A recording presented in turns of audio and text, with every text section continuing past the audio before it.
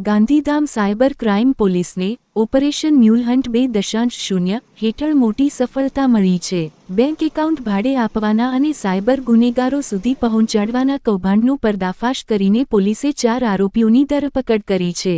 તપાસમાં સામે આવ્યું છે કે આરોપીઓ ગરીબ અને જરૂરિયાતમંદ લોકોને કમિશનની લાલચ આપીને તેમના નામે બેંક ખાતા ખોલાવતા હતા અને આ ખાતા સાયબર ફ્રોડ તથા ઓનલાઈન ગેમિંગના ગેરકાયદેસર નાણાકીય વ્યવહારો માટે ઉપયોગમાં લેવાતા હતા। પોલીસે અત્યાર સુધીમાં 105 શંકાસ્પદ બેંક ખાતા શોધી કાઢ્યા છે, જેમાંથી અંદાજે 43 કરોડ 93 લાખ રૂપિયાથી વધુના ટ્રાન્ઝેક્શન થયા હોવાનું બહાર આવ્યું છે। આ ખાતાઓ સાથે દેશભરમાંથી 90ની વધુ સાયબર ફ્રોડની ફરિયાદો જોડાયેલી હોવાનું પણ તપાસમાં જાણવા મળ્યું છે। આ કેસમાં 4 આરોપીઓની ધરપકડ કરવામાં આવી છે, જ્યારે અન્ય 4 આરોપીઓ હજુ ફરાર છે અને તેમની શોધખોળ ચાલુ છે। પોલીસે લોકોને અપીલ કરી છે કે પોતાનું બેંક ખાતું, એટીએમ કાર્ડ, સિમ કાર્ડ કે નેટ બેન્કિંગ વિગતો કોઈને પણ લાલચમાં આવીને આપવી નહીં, કારણ કે આવી પ્રવૃત્તિઓ સાયબર ગુનાઓને પ્રોત્સાહન આપે છે।